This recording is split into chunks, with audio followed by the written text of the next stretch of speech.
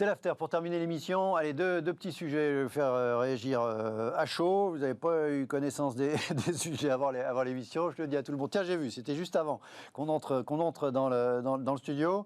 Regardez ce tweet du FT. Le Ever Given, c'est donc le bateau qui avait bloqué le canal de Suez, a été saisi par les autorités égyptiennes qui cherchent 900 millions de dollars de compensation. Alors ça a généré c'est le bonne guerre, Christian. Oui. Est-ce que vous y arrivez? Est-ce que voilà, c'est... Oui, c'est bonne guerre. Il y a des pertes.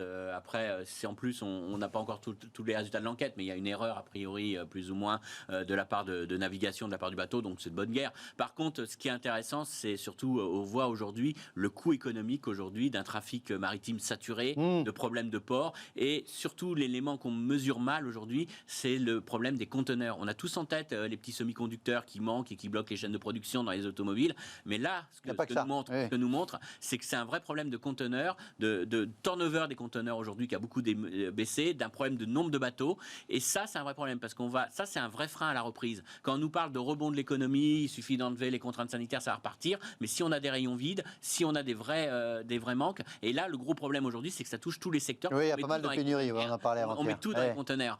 Donc c'est plutôt l'illustration à mon avis d'un vrai problème aujourd'hui de l'adaptation de toute la chaîne d'approvisionnement mondiale à la fin de la crise qu'on espère bientôt, de cette crise sanitaire, et on voit que le redémarrage ne sera pas aussi simple que ça, ce ne sera pas aussi magique, qu'il suffit d'enlever que les gens retournent au restaurant et tout va bien. On verra qu'il y aura quand même des vraies traces derrière ça. Alors, Monsieur Powell nous a parlé d'une inflation temporaire, mais il nous a dit les chaînes de production... Patron de la Fed. Ouais. Voilà, président de la Fed américaine, qui nous a dit il y aura juste une petite tension inflationniste parce que c'est des problèmes d'organisation, mais il nous a quand même dit que les chaînes d'approvisionnement mettront 1 an à revenir à la normale. Alors, s'il appelle temporaire 1 an de problème de production et de tension inflationniste, je pense qu'on en reparlera du discours économique derrière tout ça. Oui, on voit bien que ça fait 3 semaines que le problème est réglé. Dans le canal de Suez, ça a montré ça a illustré, ça a symbolisé les enjeux autour du commerce international et ces questions de pénurie que vous inspire après coup. Voilà, cette séquence du canal de Suez. Peut-être qu'on va avoir un procès qui va durer des années autour du Ever Given. C'est que finalement...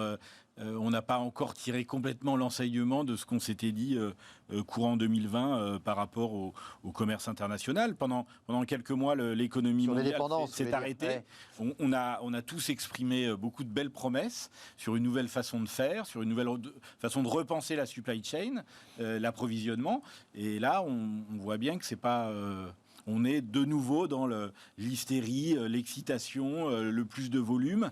Il y a un vrai sujet d'équilibre du commerce international, de sujet de région, d'interrégionalisation mondiale pour essayer de calmer un petit peu le jeu et pour faire en sorte que chaque blocage ne génère pas comme ça des points de remontée. C'est plus la crise sanitaire que le Ever Given qui a créé des pénuries avec mais ça va revenir. Les redémarrages qui n'ont pas été synchronisés dans toutes les zones, etc. Ces risques de crise sanitaire peuvent revenir et donc du coup peuvent continuellement alimenter des stop and go en matière de commerce international. Surtout la mort du flux tendu. Si on dit que c'est la mort du flux tendu, on ne va pas dire la même chose sur le nombre de stocks que les entreprises devront avoir, sur la rentabilité. Avec un impact sur la rentabilité des boîtes. Sur la rentabilité des entreprises. Donc c'est quand même une vraie remise en cause de pas mal de choses. Allez, un dernier chiffre, 150 milliards d'euros, c'est ce que c'est a priori le programme d'émission, le futur programme d'émission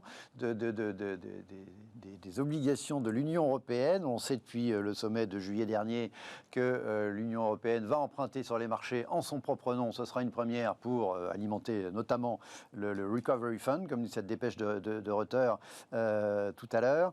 150 milliards d'euros par an pendant, ça va passer comme une lettre à la poste dans les marchés. Ça va devenir un gros émetteur en zone euro quand même. La France, c'est 260 milliards par an, je crois, d'émissions. Mais voilà, après, ça dépend par rapport à quoi on compare. Parce que si vous voulez comparer ça par rapport aux T-bonds, aux obligations américaines, c'est ça qu'on compare. On compare véritablement. Ça restera encore un marché obligataire très petit. Très petit. Donc voilà, tout dépend, hein. C'est par rapport à un pays, mais on est dans une zone économique diversifiée. Bon, c'est quand même un risque qui est très faible, hein. Vous prenez pas un risque qu'Allemagne, vous prenez un risque vraiment diversifié. Donc, c'est quand même un très très bon papier qui sera très demandé par les investisseurs. Et naturellement, il n'y aura aucun problème pour que ça soit absorbé par le marché. D'un point de vue politique, vous vous réjouissez que l'Union européenne s'endette en son nom? Symboliquement, c'est une première étape. Ouais, Il en faudrait bien d'autres, et notamment une plus grande cohérence politique au niveau de l'Europe. Mais c'est vrai que c'est une première étape symboliquement intéressante, peut-être un début d'autonomie par rapport à d'autres régions du monde. Allez, c'est pas encore fait, hein. Il faut encore il y ait encore quelques pays dans l'Union européenne qui n'ont pas ratifié le principe et les modalités de ce plan de relance. Donc effectivement, on attend toujours l'argent sur ces 750 milliards d'euros qui avaient été annoncés en juillet dernier et dont on attend encore de voir la couleur. Merci à tous les deux d'avoir été à mes côtés ce soir. Merci à vous de nous avoir regardés. On se retrouve demain, même heure, même adresse sur Bismart pour un nouveau numéro de L'été Smart. Ciao.